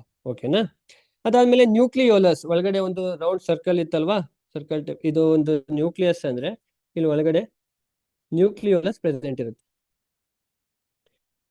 ಯಾವ್ದ್ರಲ್ಲಿ? ಇದನ್ನ ನಾವು ನ್ಯೂಕ್ಲಿಯೋಲಸ್ ಅಂತ ಹೇಳ್ತೀವಿ. ನ್ಯೂಕ್ಲಿಯೋಲಸ್ ಇದು ಯೂಕ್ಯಾರಿಯೋಟಿಕ್ ಸೆಲ್ ಅಲ್ಲಿ ಪ್ರೆಸೆಂಟ್ ಇರುತ್ತೆ, ಬಟ್ ಪ್ರೊಕ್ಯಾರಿಯೋಟಿಕ್ ಸೆಲ್ ಅಲ್ಲಿ ಆಬ್ಸೆಂಟ್ ಇರುತ್ತೆ. ಅಂಡ್ ಕ್ರೋಮೋಸೋಮ್ಸ್ ಏನ್ ಕ್ರೊಮ್ಯಾಟಿನ್ ಮೆಟೀರಿಯಲ್ ಅಂತ ಹೇಳಿದ್ವೋ ಇದಾವಲ್ಲ, ಇವು ಯೂಕ್ಯಾರಿಯೋಟಿಕ್ ಸೆಲ್ ಅಲ್ಲಿ ಮೋರ್ ದೆನ್ ಒನ್ ಇರುತ್ತೆ. ಬಟ್ ಪ್ರೋಕ್ಯಾರಿಯೋಟಿಕ್ ಸೆಲ್ ಅಲ್ಲಿ ಕೇವಲ ಒಂದೇ ಒಂದು ಕ್ರೋಮೋಸೋಮ್ಸ್ ಇರುತ್ತೆ. ಇದಿಷ್ಟು ಪ್ರೋಕ್ಯಾರಿಯೋಟ್ ಮತ್ತೆ ಯೂಕ್ಯಾರಿಯೋಟ್ ವ್ಯತ್ಯಾಸ. ದೆನ್ ನಾವು ಸೈಟೋಪ್ಲಾಸಮ್ ಬಗ್ಗೆ ನೋಡೋದಾದ್ರೆ, ಪ್ರೋಟೋಪ್ಲಾಸಮ್ ಮತ್ತೆ ಸೈಟೋಪ್ಲಾಸಮ್ ನಾವು ಫಸ್ಟ್ ತಿಳ್ಕೊಂಡ್ವಿ. ಇಲ್ಲಿ ಸೈಟೋಪ್ಲಾಸಮ್ ನೋಡೋದಾದ್ರೆ, ಇದೊಂದು ಸೆಲ್ ಅಂತ ತಗೊಂಡ್ರೆ, ಇದು cell membrane.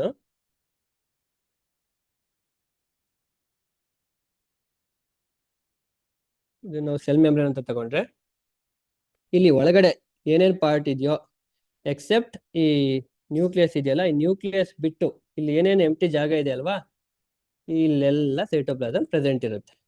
It is A part between plasma membrane and nuclear envelope. ಈ ನ್ಯೂಕ್ಲಿಯರ್ ಎನ್ವೆಲಪ್ ಅಂದ್ರೆ ಔಟರ್ ಮೋಸ್ಟ್ ಲೇಯರ್ ಇಂದ ನ್ಯೂಕ್ಲಿಯಸ್.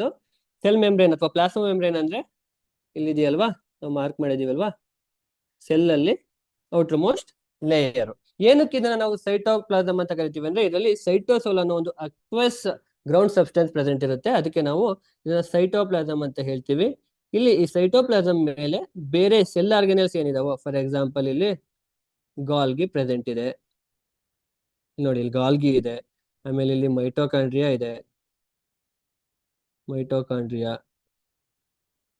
ಆಮೇಲೆ ಎಂಡೋಪ್ಲಾಸ್ಮಿಕ್ ರೆಟಿಕ್ಯುಲಮ್. ಎಂಡೋಪ್ಲಾಸ್ಮಿಕ್ ರೆಟಿಕ್ಯುಲಮ್ ನಾವು ಆರ್ ಅಂತಾನು ಕರಿತೀವಿ. ಅದಾದ ನಂತರ ಕ್ಲೋರೋಪ್ಲಾಸ್ಟ್ ಇರ್ಬೋದು,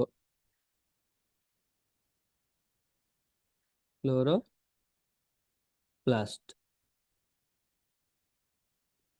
ಕೂಡ ಪ್ರೆಸೆಂಟ್ ಇರುತ್ತೆ. ಈ ಸೆಲ್ ಆರ್ಗನಲ್ಸ್ ಎಲ್ಲ ಈ ಸೈಟೋಪ್ಲಾಸಮ್ ಅನ್ನೋದು ಏನಿತ್ತು, ಈ ಸೈಟೋಪ್ಲಾಸಮ್ ಅಲ್ಲಿ ಪ್ರೆಸೆಂಟ್ ಇರುತ್ತೆ.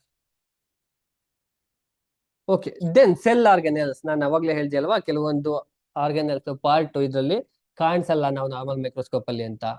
ಅವನ್ನ ನಾವು ಸೆಲ್ ಆರ್ಗನಲ್ಸ್ ಅಂತ ಕರಿತೀವಿ. ಚಿಕ್ಕದಾಗಿರುತ್ತೆ. ಇವನ್ನ ನಾವು ಸೆಲ್ ಆರ್ಗನಲ್ಸ್ ಅಂತ ಕರಿತೀವಿ. ಒನ್ ಬೈ ಒನ್ ನಾವು ಸೆಲ್ ಆರ್ಗನಲ್ಸ್ ಯಾವ್ದಾದ್ರು ಒಂದು ನೋಡೋದಾದ್ರೆ, ಫಾರ್ ಎಕ್ಸಾಂಪಲ್ ಇಲ್ಲಿ ಗಾಲ್ಗಿ ಅಪ್ಯಾರಿಟಸ್ ಇರ್ಬೋದು. ಅದಾದ್ಮೇಲೆ ಮೈಟೋಕಾಂಡ್ರಿಯಾ. ಇನ್ಯಾವ್ದು ಪ್ರೆಸೆಂಟ್ ಇರುತ್ತೆ, ಎಂಡೋಪ್ಲಾಸ್ಮಿಕ್ ರೆಟಿಕ್ಯುಲಮ್.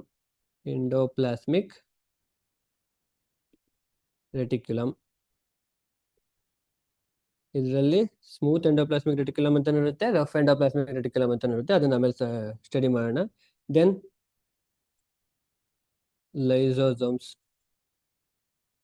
ಪ್ಲಾಂಟ್ಸ್ ಅಲ್ಲಿ ಟ್ರೂ ಲೈಸೋಸೋಮ್ಸ್ ಪ್ರೆಸೆಂಟ್ ಇರಲ್ಲ, ಬಟ್ ಲೈಸೋಸೋಮ್ಸ್ ಕಂಪ್ಲೀಟ್ ಆಗಿ ಪ್ರೆಸೆಂಟ್ ಇರಲ್ಲ ಅಂದ್ರೆ ಇರುತ್ತೆ. ಈ ಲೈಸೋಸೋಮ್ ಮಾಡಬೇಕಾಗಿರೋ ಕೆಲಸನ ಇದರಲ್ಲಿ ಜಾಸ್ತಿ ವ್ಯಾಕ್ಯೂಲ್ಸ್ ನೋಡ್ಕೊಳ್ಳುತ್ತೆ.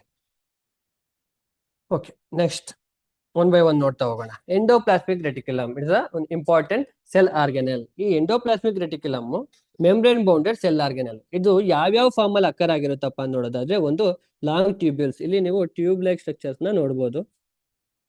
ಟ್ಯೂಬ್ಯೂಲ್ಸ್ ಲೈಕ್ ಸ್ಟ್ರಕ್ಚರ್ ಅಲ್ಲಿ ಪ್ರೆಸೆಂಟ್ ಇರುತ್ತೆ. ನಂತರ ವೆಸಿಕಲ್ಸ್, ಬ್ಯಾಗ್ ಲೈಕ್ ಒಬ್ಲಾಂಗ್ ಬ್ಯಾಗ್ ಅಂತ ಹೇಳ್ತೀವಿ. ಇಲ್ಲಿ ಒಳಗಡೆ ಇದೆ ಅಲ್ವಾ ಫೋಲ್ಡೆಡ್, ಇದಕ್ಕೆ ನಾವು ವೆಸಿಕಲ್ಸ್ ಅಂತ ಹೇಳ್ತೀವಿ. ಅಂಡ್ ಥರ್ಡ್ ಒನ್ ಇಸ್ ಸಿಸ್ಟರ್ನೆ ಅಂದ್ರೆ ಇಲ್ಲಿ ಫೋಲ್ಡೆಡ್ ಪಾರ್ಟ್ ಇದೆ ನೋಡಿ ಹೊರಗಡೆ, ಇದನ್ನ ನಾವು ಸಿಸ್ಟರ್ನೆ ಅಂತ ಹೇಳ್ತೀವಿ. ಈ ಎಂಡೋಪ್ಲಾಸ್ಮಿಕ್ ರೆಟಿಕ್ಯುಲಮ್ ಹೇಗೆ ಅರೇಂಜ್ ಆಗಿದೆ ಒಂದು ಸೆಲ್ ಒಳಗೆ ಅಂತ ನೋಡೋದಾದ್ರೆ, ಒಂದ್ ಸೈಡ್ ಪ್ಲಾಸ್ಮಾ ಮೆಂಬ್ರೇನ್, ಅಂದ್ರೆ ಇದು ಒಂದು ಸೆಲ್ ಅಂತ ತಗೊಂಡ್ರೆ, ಸೆಲ್ ಅನ್ಕೊಳ್ಳಿ, ಇದು ನ್ಯೂಕ್ಲಿಯಸ್ ಅಲ್ವಾ, ನ್ಯೂಕ್ಲಿಯಸ್ ಇದು ಬೇರೆ, ಇದು ಸೆಲ್ ಮೆಂಬ್ರೇನು, ಇದು ಸೆಲ್ ಮೆಂಬ್ರೇನು,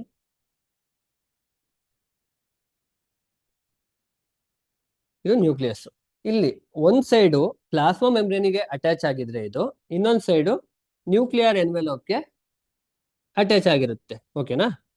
ಇದಾದ ನಂತರ ಇದರಲ್ಲಿ ಎರಡು ಟೈಪ್ಸ್ ಬರುತ್ತೆ. ಒಂದು ರಫ್ ಎಂಡೋಪ್ಲಾಸ್ಮಿಕ್ ರೆಟಿಕ್ಯುಲಮ್, ಇನ್ನೊಂದು smooth endoplasmic reticulum. Rough endoplasmic reticulum ನಾವು RER ಅಂತ ಹೇಳ್ತೀವಿ, ಸ್ಮೂತ್ ಎಂಡೋಪ್ಲಾಸ್ಮಿಕ್ ರೆಟಿಕ್ಯುಲಮ್ SER ಅಂತ ಕೂಡ ಹೇಳ್ತೀವಿ. ಈ ರಫ್ ಎಂಡೋಪ್ಲಾಸ್ಮಿಕ್ ರೆಟಿಕ್ಯುಲಮ್ ಅಂತ ನಾವು ಏನು ಕರಿತೀವಪ್ಪ ಅಂದ್ರೆ, ಅಲ್ಲಿ ರೈಬೋಸಮ್ಸ್ ಪ್ರೆಸೆಂಟ್ ಇರುತ್ತೆ, ವಿಚ್ ಹೆಲ್ಪ್ಸ್ ಅಸ್ ಟು ಏನಕ್ಕೆ ಪ್ರೋಟೀನ್ ಸಿಂಥಸಿಸ್ ಮಾಡಕ್ಕೆ ಹೆಲ್ಪ್ ಮಾಡುತ್ತೆ ರೈಬೋಸಮ್. ಅದಕ್ಕೆ ನಾವು ಇದನ್ನ ರಫ್ ಎಂಡೋಪ್ಲಾಸ್ಮಿಕ್ ರೆಟಿಕ್ಯುಲಮ್ ಅಂತ ಕರಿತೀವಿ. ದೆನ್ ಸ್ಮೂತ್ ಎಂಡೋಪ್ಲಾಸ್ಮಿಕ್ ರೆಟಿಕ್ಯುಲಮ್ ಅಂದ್ರೆ ಇಲ್ಲಿ ರೈಬೋಸಮ್ಸ್ ಪ್ರೆಸೆಂಟ್ ಇರಲ್ಲ, ಬಟ್ ಇಲ್ಲಿ ಈ smooth endoplasmic reticulum main function ಏನಪ್ಪಾ ಅಂತ ನೋಡೋದಾದ್ರೆ, ಇವು ಲಿಪಿಡ್ ಸಿಂಥಸಿಸ್ ಮಾಡುತ್ತೆ. ಓಕೆನಾ? Lipid synthesis, it helps to lipid ಅಥವಾ ಫ್ಯಾಟ್. ದೆನ್ ಇಲ್ಲಿ ಒಂದು ಇಂಪಾರ್ಟೆಂಟ್ ಫಂಕ್ಷನ್ ನೋಡ್ಬೋದು SCRದು.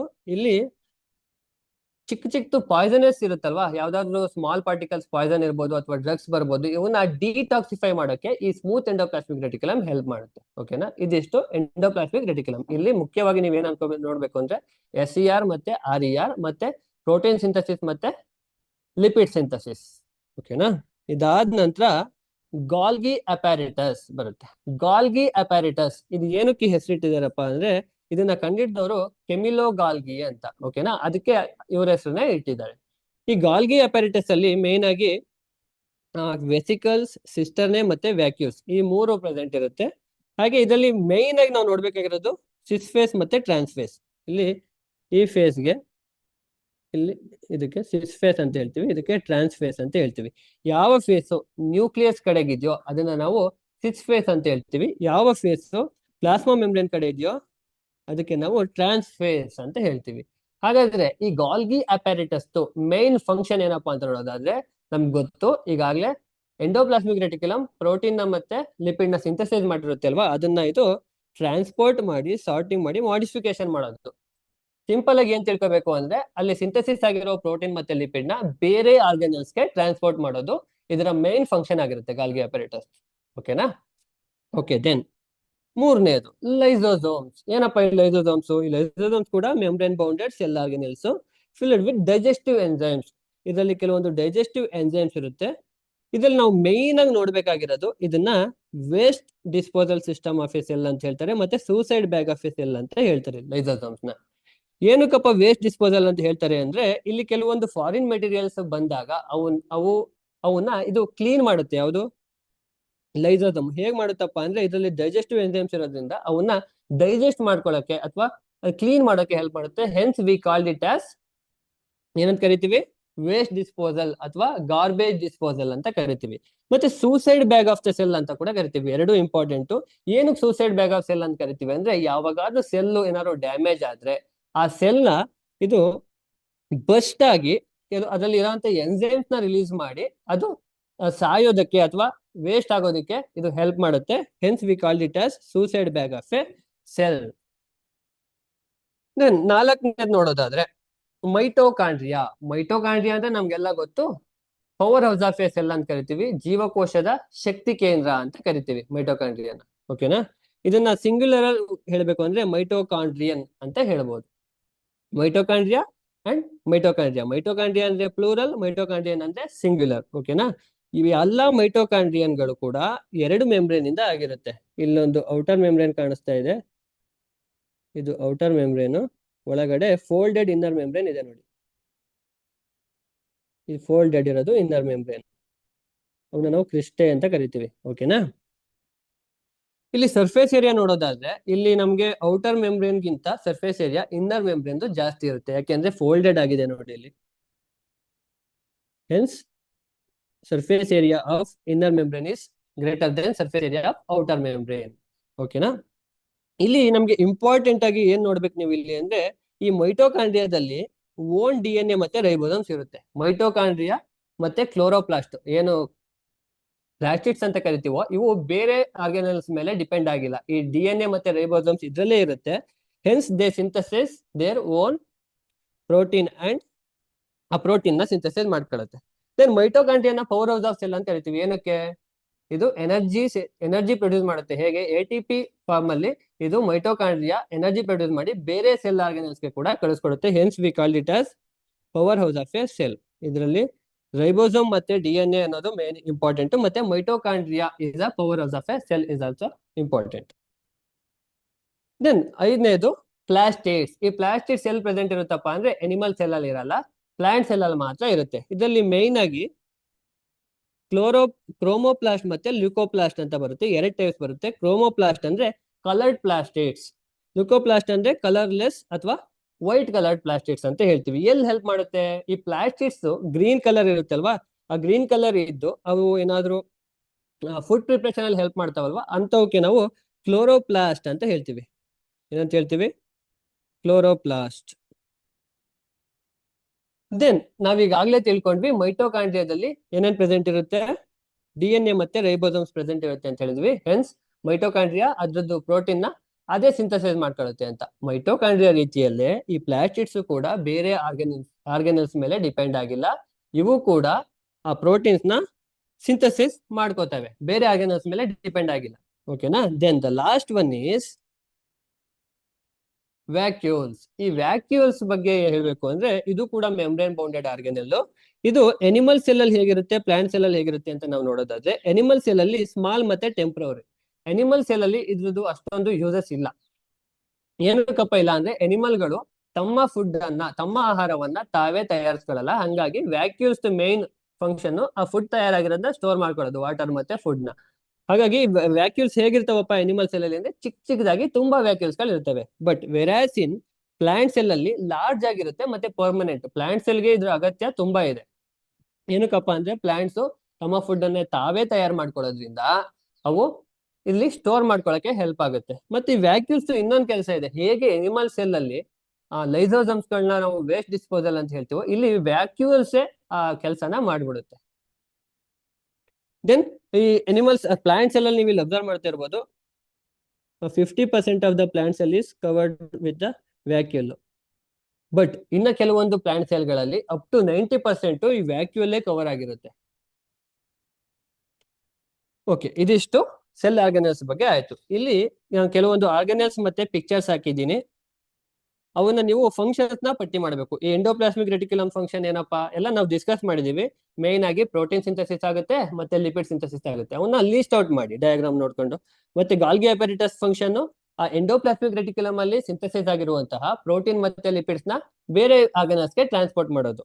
Then mitochondria it's the power house of cell and it synthesis ಎನರ್ಜಿನ ಪ್ರೊಡ್ಯೂಸ್ ಮಾಡಿ ATP ಫಾರ್ಮ್ ಅಲ್ಲಿ ಬೇರೆ ಆರ್ಗನಲ್ಸ್ಗೆಲ್ಲ ಕಳಿಸ್ಕೊಡುತ್ತೆ. ದೆನ್ ಪ್ಲಾಸ್ಟಿಡ್ಸ್ ಗ್ರೀನ್ ಕಲರ್ ಆಗಿ, ಸಸ್ಯಗಳು ಗ್ರೀನ್ ಕಲರ್ ಆಗಿರೋದಕ್ಕೆ ಹೆಲ್ಪ್ ಮಾಡುತ್ತೆ ಮತ್ತೆ ಆಹಾರ ತಯಾರಿಕೆ ಮಾಡೋದಕ್ಕೆ ಹೆಲ್ಪ್ ಮಾಡುತ್ತೆ. Helps in the food preparation in plants. ಆ ವ್ಯಾಕ್ಯೂಲ್ಸ್ ಬಗ್ಗೆ ಹೇಳಿದೆ. ವ್ಯಾಕ್ಯೂಲ್ಸ್ ಕೂಡ ವಾಟರ್ ಮಾಲಿಕ್ಯೂಲ್ಸ್ ಮತ್ತೆ ಫುಡ್ ನ ಸ್ಟೋರ್ ಮಾಡ್ಕೊಳಕ್ಕೆ ಹೆಲ್ಪ್ ಆಗುತ್ತೆ. ಮತ್ತೆ ಪ್ಲಾಂಟ್ ಸೆಲ್ ಅಲ್ಲಿ ವೇಸ್ಟೇಜ್ ಏನಿರುತ್ತೋ ಅದನ್ನ ಡಿಸ್ಪೋಸ್ ಮಾಡಕ್ಕೆ ಹೆಲ್ಪ್ ಮಾಡುತ್ತೆ. ಈ ಲೈಸೋಸಮ್ಸ್, ಟ್ರೂ ಲೈಸೋಸಮ್ಸ್ ಪ್ಲಾಂಟ್ಸ್ ಅಲ್ಲಿ ಪ್ರೆಸೆಂಟ್ ಇರಲ್ಲ, ಎನಿಮಲ್ಸ್ ಅಲ್ಲಿ ಪ್ರೆಸೆಂಟ್ ಇರುತ್ತೆ. ಇದ್ರದ್ದು ಕೆಲಸ ಏನಪ್ಪಾ ಅಂದ್ರೆ ಇದನ್ನ ನಾವು ಸೂಸೈಡ್ ಬ್ಯಾಗ್ ಆಫ್ ಸೆಲ್ ಅಂತ ಕೂಡ ಕರಿತೀವಿ, ಮತ್ತೆ ವೇಸ್ಟ್ ಡಿಸ್ಪೋಸಲ್ ಅಥವಾ ಗಾರ್ಬೇಜ್ ಡಿಸ್ಪೋಸಲ್ ಅಂತ ಕೂಡ ಕರಿತೀವಿ. ಇದಿಷ್ಟು ಸೆಲ್ ಆರ್ಗನಲ್ಸ್ ಬಗ್ಗೆ ಆಯ್ತು. ಓಕೆನಾ. ದೆನ್ ಸೆಲ್, ಅನಿಮಲ್ ಸೆಲ್ ಮತ್ತೆ ಪ್ಲಾಂಟ್ ಸೆಲ್ ಏನಪ್ಪಾ ಮೇಜರ್ ಡಿಫ್ರೆನ್ಸ್ ಅಂತ ನೋಡೋದಾದ್ರೆ, ಲಾಸ್ಟ್ ಟಾಪಿಕ್ ಪ್ಲಾಂಟ್ ಸೆಲ್ ಮತ್ತೆ ಅನಿಮಲ್ ಸೆಲ್. ಏನಿದೆ ಮೇಜರ್ ಡಿಫ್ರೆನ್ಸ್ ಅಂದ್ರೆ, ಇಲ್ಲಿ ಔಟರ್ ಮೋಸ್ಟ್ ಲೇಯರ್ ಯಾವ್ದಿರುತ್ತೆ ಅನಿಮಲ್ ಸೆಲ್ ಅಲ್ಲಿ, ಪ್ಲಾಂಟ್ ಸೆಲ್ ಅಲ್ಲಿ cell wall is the outer most layer. But ಇಲ್ಲಿ cell membrane is outer most layer.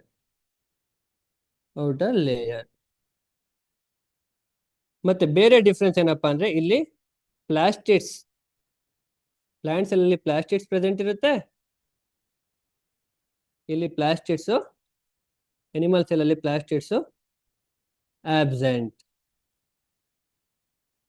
ಆಮೇಲೆ ಪ್ಲಾಂಟ್ ಸೆಲ್ ಅಲ್ಲಿ vacuole are bigger in size. ಇಲ್ಲಿ ಅನಿಮಲ್ ಸೆಲ್ ಅಲ್ಲಿ ಸ್ಮಾಲ್ ಸೈಜ್ಡ್,